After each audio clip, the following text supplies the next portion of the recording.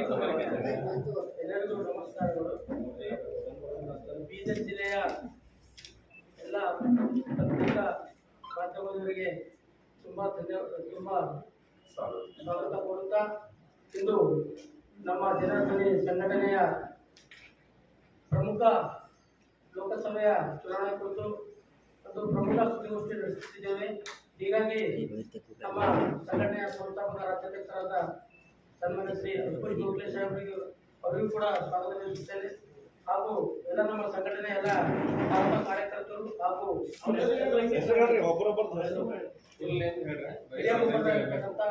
ಸನ್ಮಾನ್ಯ ಶ್ರೀ ತಿಪ್ಪಣ್ಣ ವಾಲಿ ಸಾಹೇಬರು ಅವರಿಗೂ ಕೂಡ ಸ್ವಾಗತ ಕೊಡುತ್ತೇವೆ. ಹಾಗೂ ಇನ್ನೋರ್ವ ಮುಖ್ಯ ಹಿರಿಯ ಅತಿಥಿಗಳಾಗಿರ್ತಕ್ಕಂಥ ದತ್ತು ಹೊರಟ್ಟಿ ಅವರಿಗೂ ಕೂಡ ಸ್ವಾಗತ ಕೊಡುತ್ತೇವೆ. ಮತ್ತು ಹೊಸಬಳ ತಾಲೂಕಾ ಅಧ್ಯಕ್ಷರಾಗಿರ್ತಕ್ಕಂಥ ಭಾರತರಾವ್ ಕಾವಳಿ ಅವರಿಗೂ ಕೂಡ ಸ್ವಾಗತ ಕೊಡುತ್ತೇನೆ.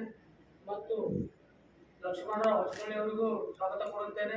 ಹಾಗೂ ನನ್ನ ಹೆಸರು ರಾಜ್ಕುಮಾರ್ ಸಿಂಗ್ ಅಂತ ಜನರದಲ್ಲಿ ಸಂಘಟನೆಯ ಜಿಲ್ಲಾಧ್ಯಕ್ಷರಾಗಿ ಕೆಲಸ ಮಾಡ್ತಾ ಇದ್ದೇನೆ.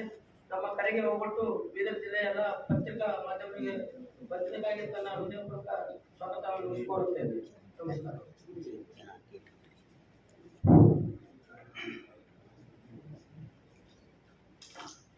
ಆತ್ಮೀಯ ಎಲ್ಲ ಪತ್ರಿಕಾ ಮಿತ್ರರಿಗೆ ನನ್ನ ಈ ಪತ್ರಿಕಾಗೋಷ್ಠಿಗೆ ಬಂದಂಥ ಎಲ್ಲರಿಗೆ ನನ್ನ ಹೃದಯಪೂರ್ವಕ ಸ್ವಾಗತವನ್ನು ಬಯಸ್ತೇನೆ. ವೈಯಕ್ತಿಕವಾಗಿ ಇಂದು ಈ ಪತ್ರಿಕಾಗೋಷ್ಠಿ ಕರೆದಿದ್ದ ಕಾರಣ ಏನಂದರೆ, ಈ ದೇಶದಲ್ಲಿ 2024ರ ಲೋಕಸಭಾ ಚುನಾವಣೆ ನಿಮಿತ್ತವಾಗಿ ನಾವು ಜನಧ್ವನಿ ಸಂಘಟನೆ ವತಿಯಿಂದ ನಮ್ಮ ನಿಲುವನ್ನು ಪ್ರಕಟಣೆ ಮಾಡಬೇಕು ಅಂತ ಅನ್ನೋ ದೃಷ್ಟಿಯಿಂದ ಈ ಒಂದು ಪತ್ರಿಕಾಗೋಷ್ಠಿಯನ್ನು ಕರೆಯಲಾಗಿದೆ. ಹಾಗಾಗಿ ದೇಶದಲ್ಲಿ ಒಂದು ಕಡೆ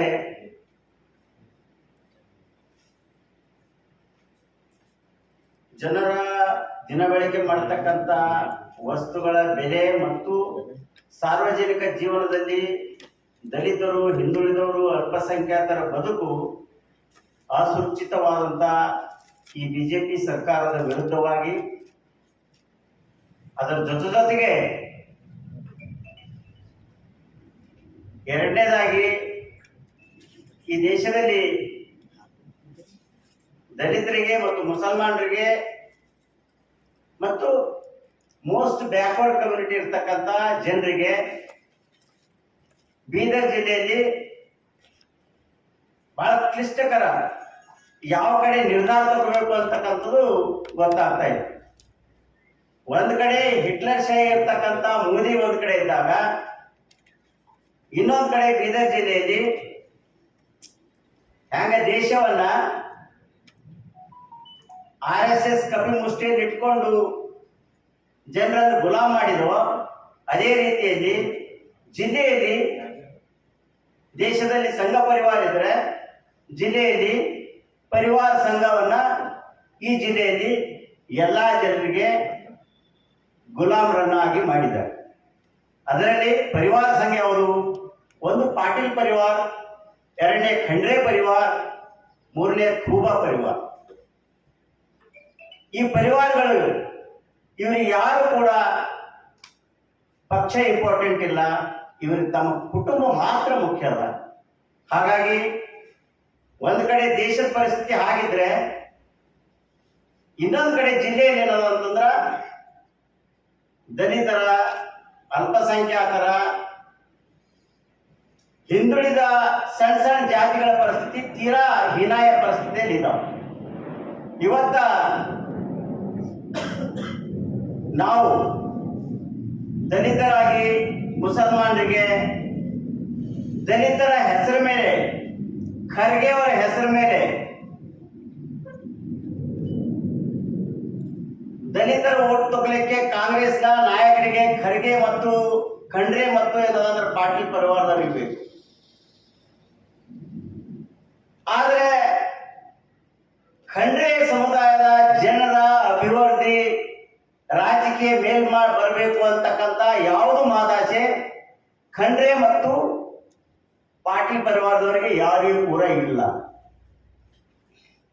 ಇಲ್ಲಿವರೆಗೆ ನನ್ನ ನೇರವಾದಂಥ ಪ್ರಶ್ನೆ ಖಂಡ್ರೆ ಅವರಿಗೆ, ಇಲ್ಲಿವರೆಗೆ ಯಾವ ದಲಿತರಿಗೆ ಒಂದು 2 ಕೋಟಿ ಟೆಂಡರ್ದಲ್ಲಿ ಹಾಕಿ ಗುತ್ತಿಗೆ ಮಾಡ್ತಕ್ಕಂಥ ಯಾವ ದಲಿತರಿಗೆ ನೀವು ಬೆಳೆಸಿರಿ? ಇಲ್ಲಿವರೆಗೆ ಯಾವ ದಲಿತರಿಗೆ ನೀವು ಬೆಳೆಸಿರಿ? ಯಾರಿಗೂ ಕೂಡ ಇಲ್ಲ.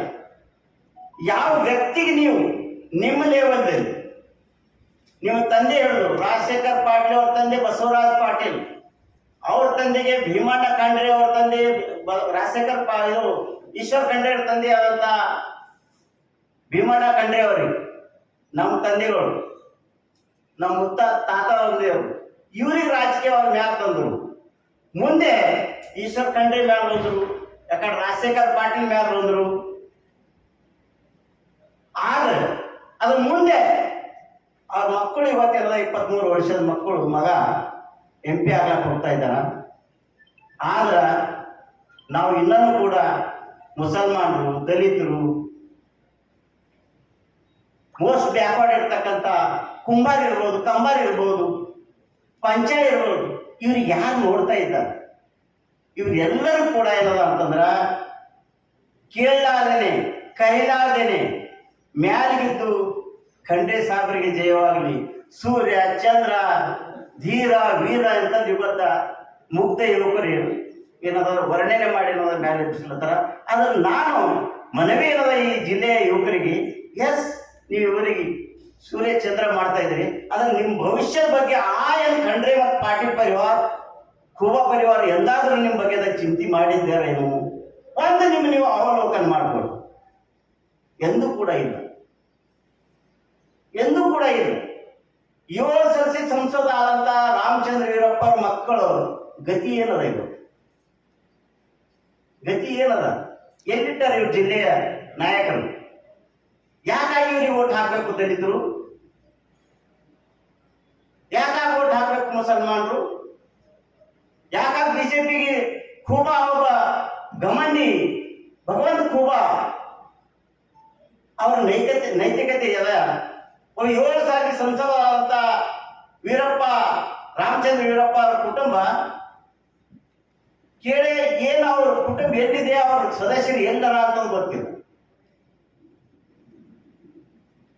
ಮೊನ್ನೆ ನಡೆದಂತ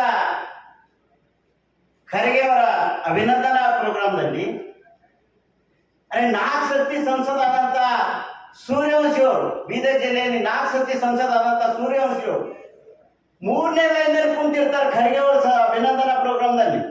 1ನೇ ಲೈನ್ದಲ್ಲಿ ಖಂಡ್ರೆ ಅವ್ರ ಮಗ ಕೂಡ್ತಾರೆ, ರಾಜಶೇಖರ್ ಪಾಟೀಲ್ ಮಗ ಕೂಡ್ತಾನೆ, ರಹೀಂ ಖಾನ್ ಮಗ ಕೂಡ್ತಾನೆ.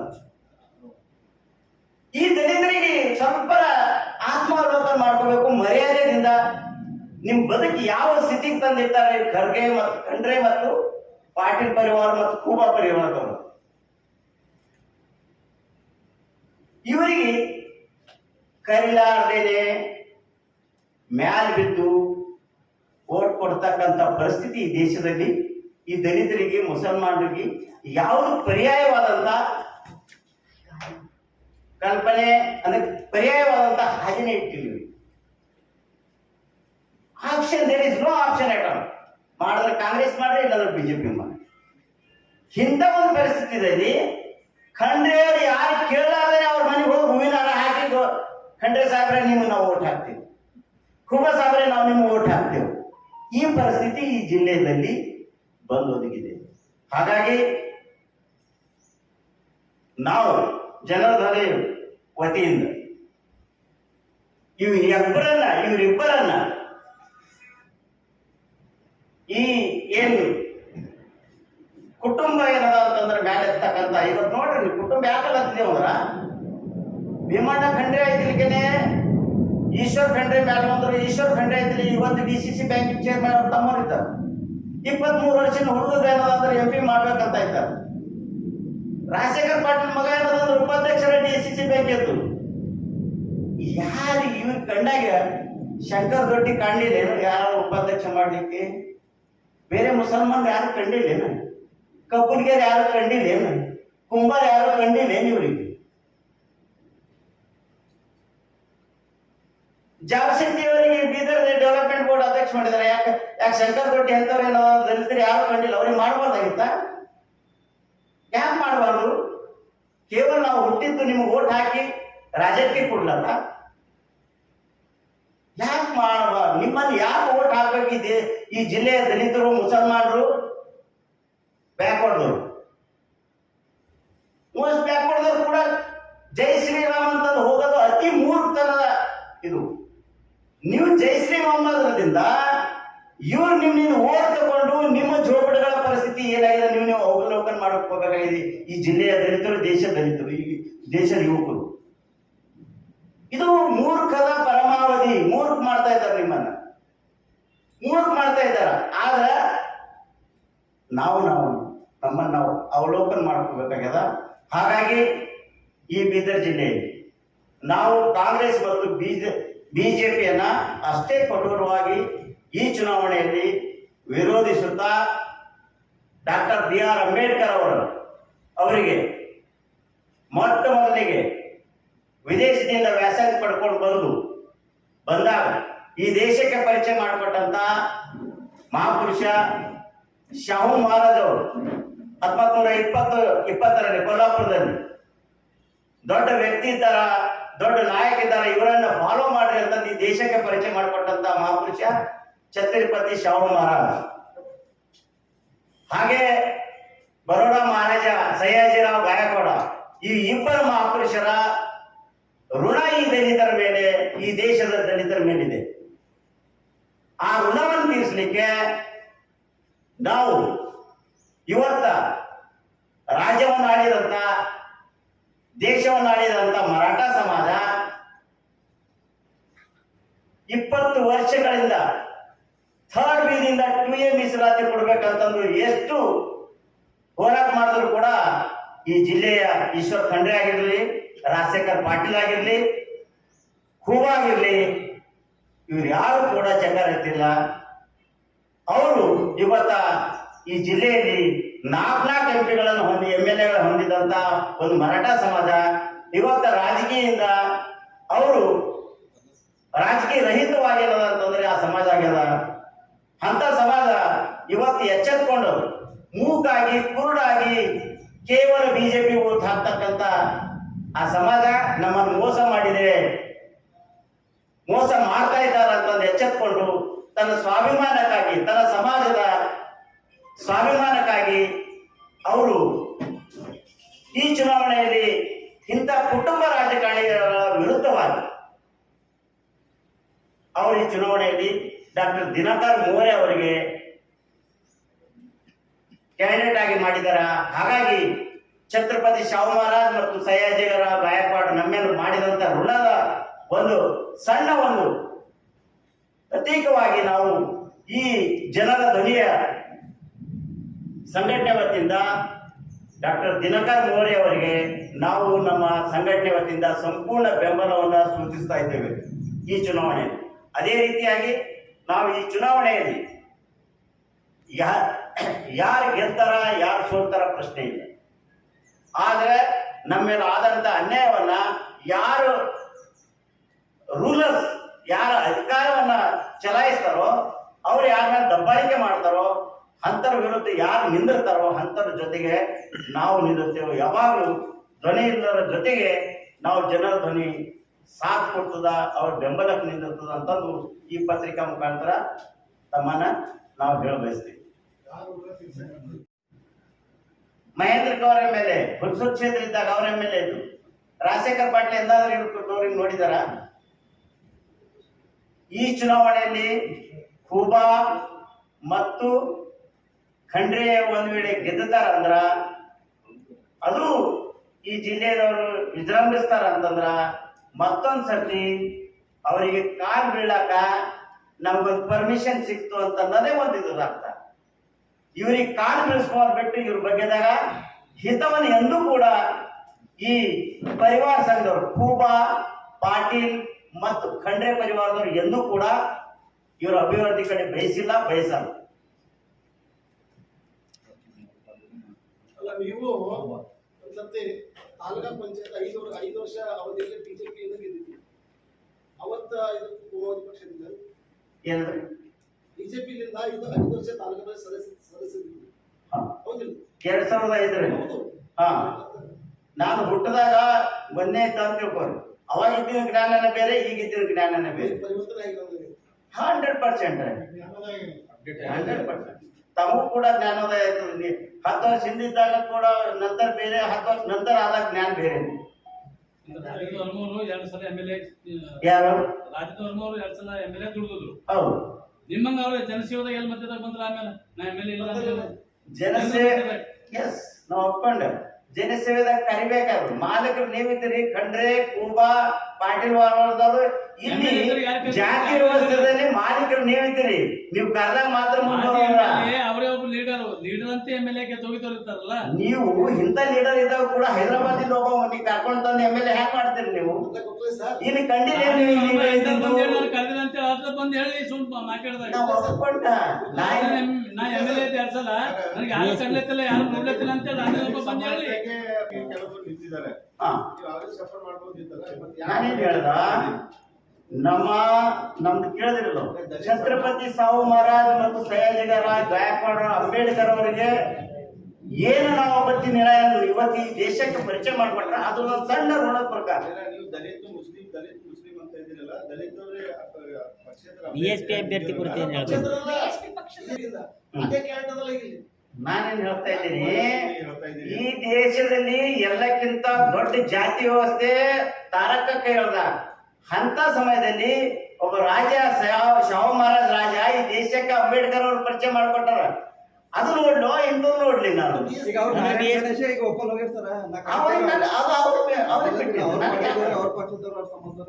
ನೋಡ್ರಿ, ಅದು ಅವ್ರಿಗೆ ಬಿಟ್ಟಿದ್ದು. ನಾನು ಅದಕ್ಕೆ ಹೆಂಗ್ ಇಡ್ಲಿ? ನಾನು ಅದು ನನ್ನ ಒಬ್ಬನೇ ನಂದು. ಇದು ಏನು ಗೊಂದಲ? ಅದು ನಿಮ್ಮಲ್ಲಿ ಗೊಂದಲ, ನಮ್ಮಲ್ಲಿ ಏನು ಗೊಂದಲ ಇಲ್ಲ. ಒಟ್ಟಾರೆ ಪರಿವಾರವಾದ ರಾಜಕೀಯ ಖತಮ್ ಆಗ್ಬೇಕು ಅಂದಾಗ ಮಾತ್ರ ಈ ಜಿಲ್ಲೆಯಲ್ಲಿ ಎಲ್ಲರೂ ಕೂಡ ಸಮಾಧಾನದಿಂದ ಬದುಕಲಿಕ್ಕೆ ಸಾಧ್ಯ ಅದ. ಎಲ್ಲರಿಗೆ ರಾಜಕೀಯ ಅಧಿಕಾರ ಸಿಗ್ಲಕ್ ಸಾಧ್ಯ ಅದ.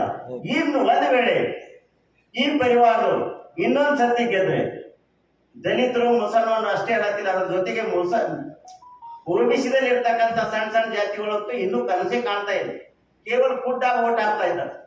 ಸರ್, ತಾವು ಪರಿವಾರವಾದ ಬಗ್ಗೆ ಮಾತಾಡ್ತಾ ಇದ್ದೀರಾ. ಖರ್ಗೆ ಅವರು ಏನ್ ಮಾಡ್ತಾ ಇದ್ದಾರೆ? ಅವ್ರ ಮಗ MLA ಹಳೆ ಅವ್ರಿಗೆ ತೀರ್ಪು ಕೊಟ್ಟಿದ್ದಾರೆ, ಅವರು ಪರಿವಾರವಾದ ಮಾಡ್ತಾ ಇದ್ದಾರೆ. ಖರ್ಗೆ ಪರಿವಾರ ನಾನೇನು ಅಂತ ಹೇಳ್ತಾ ಇದ್ದೀನಿ, ಬೀದರ್ ಜಿಲ್ಲೆಯಲ್ಲಿ ಈ ಪರಿವಾರವಾದ, ಬೀದರ್ ಜಿಲ್ಲೆಯಲ್ಲಿ ಪರಿವಾರವಾದ ಹೇಳ್ತಾ ಇದ್ದೀನಿ. ಕಲಬುರಗಿ ಈ ಕಲಬುರಗಿ ಹೋದಾಗ ಅಲ್ಲಿ ಹೇಳ್ತೇವೆ.